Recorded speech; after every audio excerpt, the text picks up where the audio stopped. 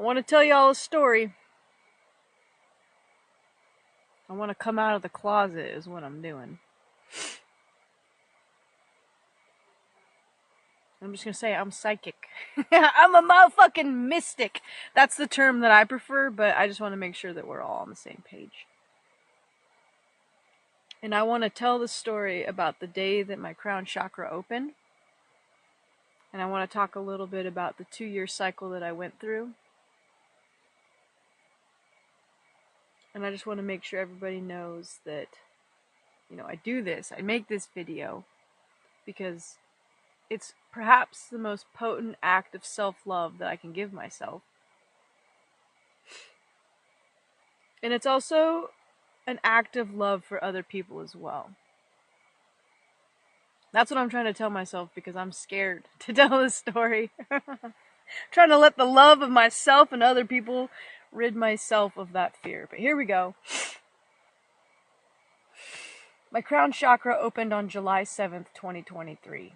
And it was the day that I began to see with more than just my 2 eyes.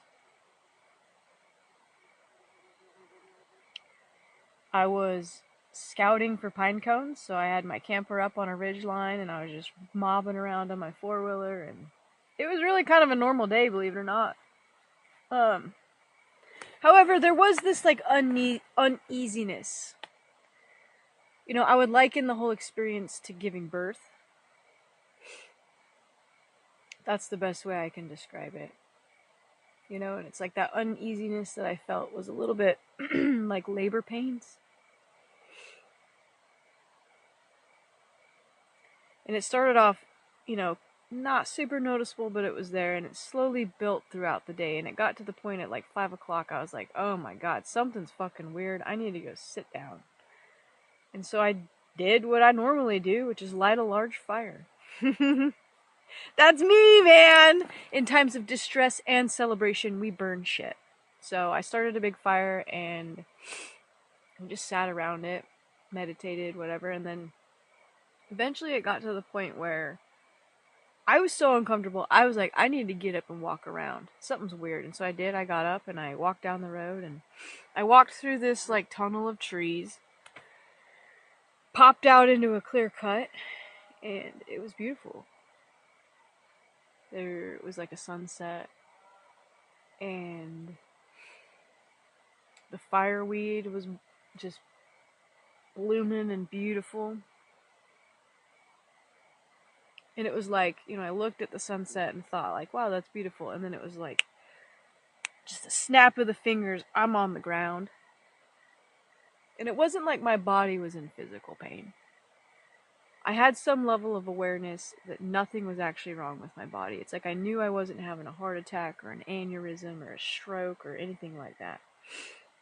I knew my body was okay. It was what I was experiencing, the discomfort was of the soul. In ways that I just can't really put words to the feeling. A lot of this is like that, where I just can't fully articulate what the fuck it is that I felt. The best way that I can describe what I was feeling is if you've ever put a jar over a candle, and, as the flame burns, it's burning out all of the oxygen in the jar. And eventually, because fire needs oxygen to burn, eventually the flame starts to slowly diminish until it just completely burns out, right? And that's what it felt like, but instead of it being a flame, a fire, it was literally my soul's fire. That's the best way I can describe it, is I was being extinguished. And what I did was just begin to pray, asking for strength and help. And I prayed to all of the deities that I've studied, the ones that I, have known and loved and connected with. And I prayed to my ancestors, my grandmother, my uncle, and all of the people who came before me. And eventually it got to the point where I was so exhausted, I was so tired, I couldn't even put conscious thought to it. I was too exhausted to pick a deity and ask for something specific. And I got to the point where I was just seeing an orb of light, right? And it was like the darkness was meaning to crush this orb of light. And it was like I was devoting every ounce of my energy to maintaining that light.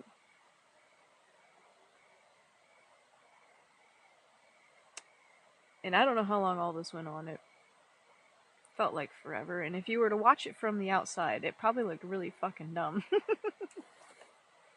Sometimes I think about that, where I just like walked out there and like, anyways. And it got to the point where like the light was gonna go out, and I just had this sense of like, you need to get the fuck up now. You have to get up now. And it was like I summoned, I don't know where I got it from, the energy to do so. And like to stand up, that was the hardest thing I've ever done. I just can't even express to you the amount of energy that I put into standing the fuck up. And I did. It was hard. And it was like, as I got my knee off the ground, it was like, it was like a gush. A gush of water is the best way I can describe it, from my cranium, my energetical body. Right? And I like sobbed. I wept. It was like a release. I ugly cried.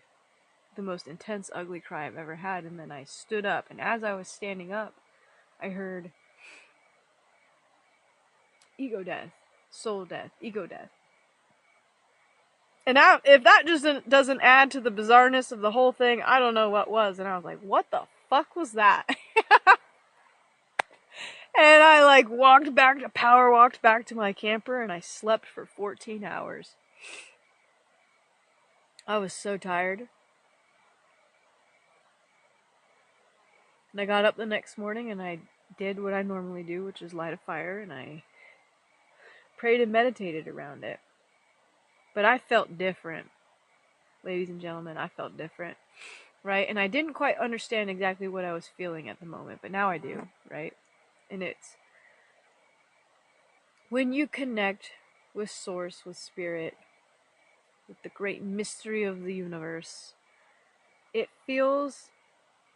fluid. It feels like, sometimes it can be like a trickle where things are a little blocked up. Sometimes it can be like a flowing stream. Sometimes it's like a ripping river, right? Kind of just depends on the state you're in and blah, blah, blah. But that day, it was like the current of an ocean. It was deep and it was like fast moving. It was powerful. And I've never quite felt it like that before. I hope to in the future. It was incredible. And it was immediately like I recognized something's fucking different. And it was like around that time that I had started to become aware of my energetical body. Right? Recognizing like, this is my body, but there's more to it than just the physical part of it. And like, where am I? Like, sort of exploring, like, in my meditations, my energetical body, okay? And it was like on that day that I recognized that my energetical body was different. Vastly different. And I just had this idea of like, and I had never done this before, mind you. I was just like, well, maybe I should just ask my guides, Spirit, to introduce itself to me. And it did. Good God. That was the first time I ever had sight. I don't know what else to call it, but vision, we can call it that. Now, vision is very much like daydreaming. That's the best way I can describe it. It's not like you disappear from the moment and you see something completely different. It's like you are living in the moment, but then there's like an overlay to it. And I think that sometimes it can be confusing, right? Because I'm a daydreamer. But for sure when it's sight versus a daydream, when it's something that doesn't match the moment. It's something never in a million years you would daydream about. That's what this was. And it was like the first thing that was shown to me was deer and fawn. Now, I was actually in the woods, mind you. But there was no physical deer there. It was like, oh my god, a chipmunk. That's the one that's been eating my chips. Anyways, I'm in the woods. There's no deer there, but I'm seeing a deer, right? And it's a doe coming out of the tree line, right? She's checking me out. She's got nervous ears, like, I don't know. You ever seen a nervous deer? You know what nervous deer ears look like?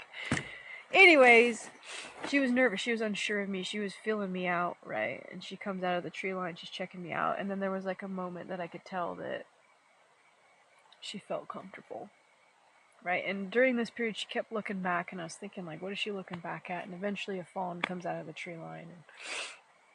And this was spirit introducing itself to me. Nature. And I was seeing a deer, mind you, but like the feeling that was accompanied with that is indescribable. That chipmunk is eating my fucking chips again. He can have them, I don't care. I just hope he doesn't get sick from the plastic. Anyways, the feeling that I felt, words could never be put to it. It was the most loving, kind, compassionate energy that I have ever felt. Nothing will ever compare to that moment. It was incredible. That was the first thing. There were other things, but you know, and it's like, that's one of my things, and like, I'm always apprehensive to tell people that like one of the main things that I see is animals, because that sounds fucking dumb. But that's what it is I get flashes of animals doing things, and like, for whatever reason, it always carries a very potent message, and I just get it. I don't know. Like a salmon in turbulent water, moving into like the clear flow. Shit like that, and it's just like, in the moment, I know what it means. And again, it's like, never in a million years would I imagine that. But that's what it is. And you might be like, wow, Lindsay, that's really great. You have, that's really great. And it is. It wasn't at the time, though, because what had happened was I had a shift, and it's like, now I have this thing, and I don't know how to deal with it. And there for a little bit, I thought I was going insane.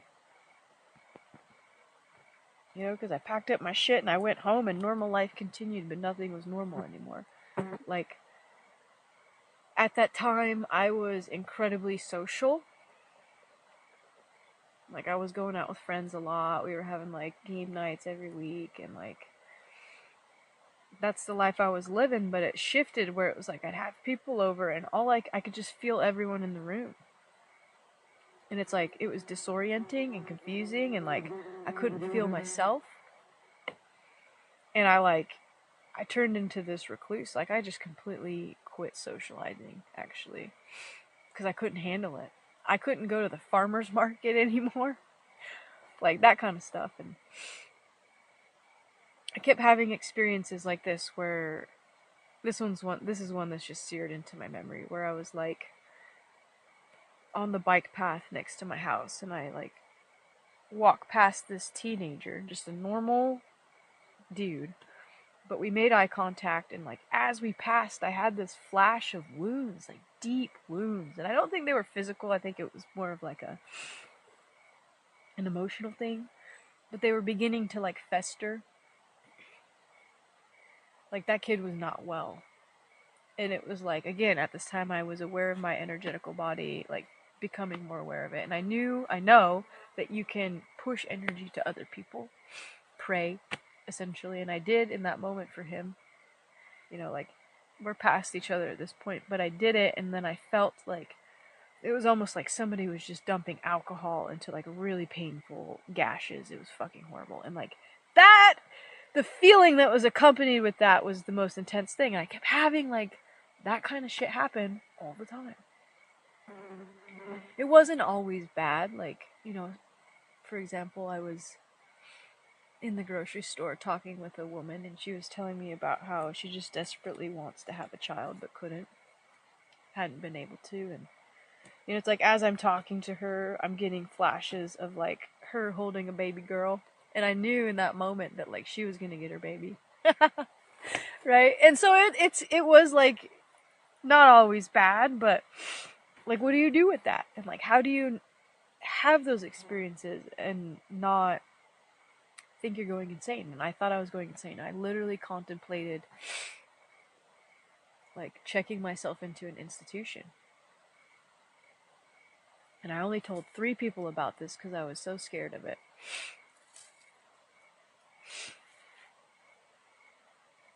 One of those people that I told was my mother. And she told me, like, hey, Lindsay, like, I don't know what the fuck. Maybe before we get super crazy and institutionalize your ass, like, hit up a psychic. You know, maybe the help that you need, like, can only be given to you that way. And I was like, you know what? That's a good fucking idea. So I hit up Suzanne Wagner.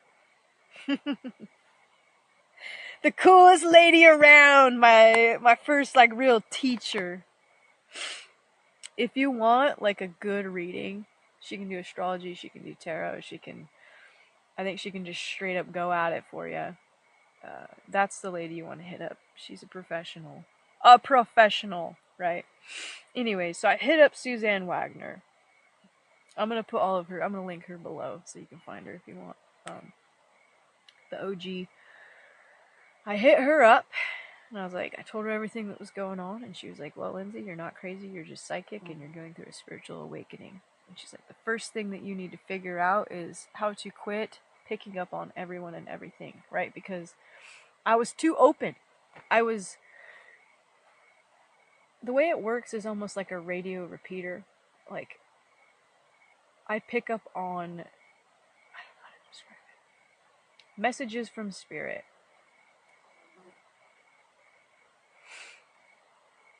But my repeater was too fucking open, and I was picking up everything for everybody, and that's too much. You know, because a lot of people aren't even open to receiving messages like that. So it's like, you need to protect yourself. And so she gave me like spiritual practice, meditative practice to work on, to cut back on that. And it's basically like you have these conscious moments, meditative moments, prayerful moments where you set the intention of only picking up on things for the ones you love, where you have a tether of love. Setting the intention of only picking up on things if people ask you. Like if people open themselves to you, then it can flow through you. Or the big thing is like setting the intention of only receiving things where you can elicit some level of positive response, like you're supposed to. Like spirit demands it of you almost. And so now I know when I, see the lady holding the baby in the grocery store, I can tell her like, hey, you're gonna have a baby. It's a girl, and it's like I know when I'm seeing that I'm supposed to say something. And it was like, from the time that I talked to her, that shifted everything. It went from being like, I'm going fucking insane to like, this is just a thing now. Like, I don't fully know how it works, and I don't quite understand what the fuck I'm supposed to do with it, but it's not gonna destroy me. That was a major shift. It was the most relieving thing that's ever happened to me, if I'm being quite honest. Thanks, Suzanne. I don't know if you watch my videos, but I really appreciate that. And she turned out to be my teacher. Like, I learned from her I still am, but for a long time. She was there for me in a time period when I had no one, and she kind of walked me through it. She's an excellent teacher because she, like, knows when to gently nudge you a direction, but then she also knows when to tell you to get your shit together. I love it. Fiery redheaded gal. Thanks, Suzanne. She showed me how to wear my crown, and a lot of this video actually, like, stems from her influence, so check it out. So anyways, I got sort of like a handle on what the fuck is going on, right? Started to figure it out. But then it was like, the universe demanded that I stand by my intuition. And this is where it got hairy. Really hairy. Because I was having intuitive knowing about a thing. Something was yucky and disgusting and really off. That's all that I can say about that. And I began to ask questions about it. And I was told that I was insane. You know, I was lied to, I was gaslit. There was almost like a conscious effort to make me feel insane. And again, I had only told 3 people about this.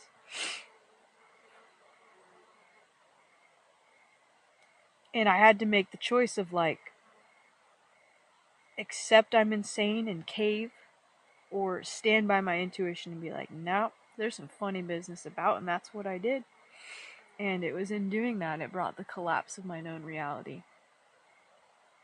It was horrible, you know, and it was like as things were collapsing, like my shadow was thrown at me. All of the yucky things about me were shoved into my face. And it was just, it was horrible. And so what I did is I went and hid in the woods in my camper. And I basically didn't speak to any people for like,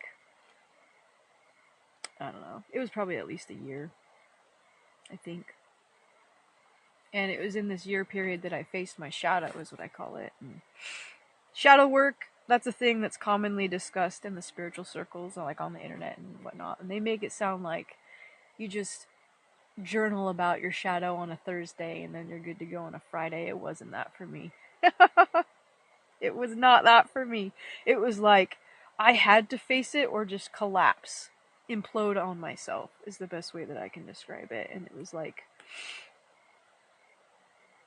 you know, if you don't know your shadow, we all have it, you know, are the things that you don't want to admit to yourself, the unsavory, disgusting things about yourself that you don't want to admit to yourself about yourself.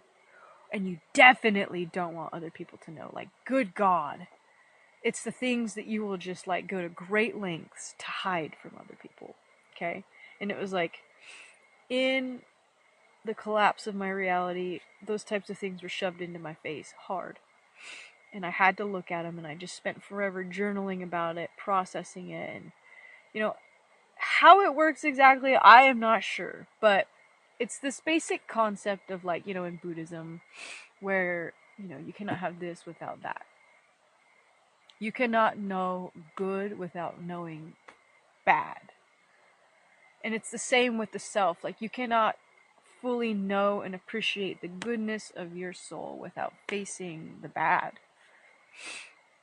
And it was this weird thing of like journaling about how I'm selfish and just all of the shit. That's one of a lot.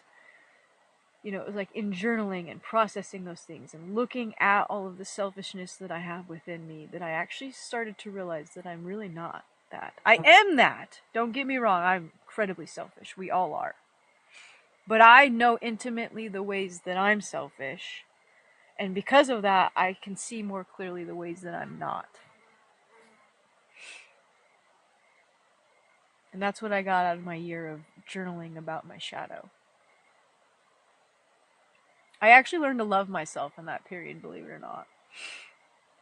You probably couldn't tell if you looked at me during it, but, you know, and it was this strange thing of like, this is where the ego death kind of happened too, is like that partly the shadow work, and then part of it was like the collapse of my known reality, my life occurred, and everyone was talking about it. Fucking everyone. I was the talk of the town. But it was this strange thing where everyone was talking about it, but no one called me to be like, Lindsay, what the fuck? No one asked my perspective. Like, what are you going through? Why is this happening? I literally didn't talk to anybody for basically, I don't know, at least a year.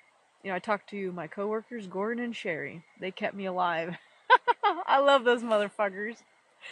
And Carly. Carly was there.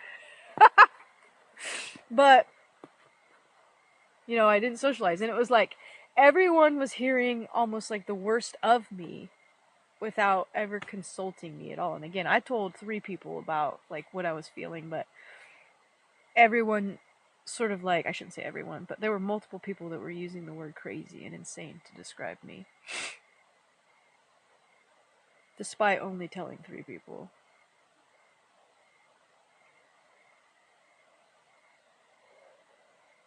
And I sort of lost the need to hide anything, because it was like everyone already kind of thought the worst of me. It's like, I have nothing left to lose. I can just be me. You know, it's like I have no shame to hide, because it's like my shame was already just unleashed into the world. Anyways, so part of the ego death came that way. It came through my shadow work, and it came through like just having that experience. And here I am now, where it's like, I really don't give a shit what people think about me, because I know what I experienced, and I know it was true for me, and I stood with integrity, and whether people believe me or not, I had love and good intent that entire fucking time. But it was this thing of like, I wanted people to see that. I wanted people to know that. But it was like, the more that I did that, the more they fucking hated me. And it was like this moment that I had to switch and be like, okay, Lindsay, well, you need to quit trying to do that for other people, and you need to do that for yourself.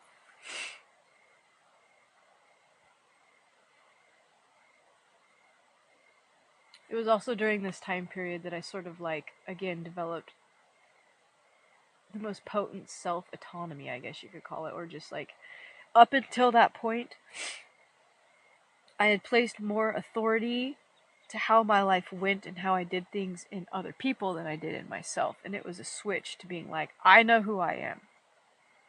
I know how I want to carry myself with my integrity and how I want to be, right? And the things that I want to do, and it doesn't matter what the fuck other people think about me, as long as I can love and respect myself, that's all that matters, right? And that only comes through moving with integrity and love. And I do that. And I don't need other people to see it. I know that about me. So that was the 2-year process to get to where I am now, and here I am. I'm ready to put the fucking crown on. And I don't do it to be like, wow, look at this cool fucking thing I can do. You know, it's a gift that comes with some level of obligation, some duty. It's not just for funsies. It's not like a party trick. It's not like to win the lottery or like, you know what I mean? I'm a conduit for spirit, for people who are willing and open to learn what it is that spirit wants to tell them.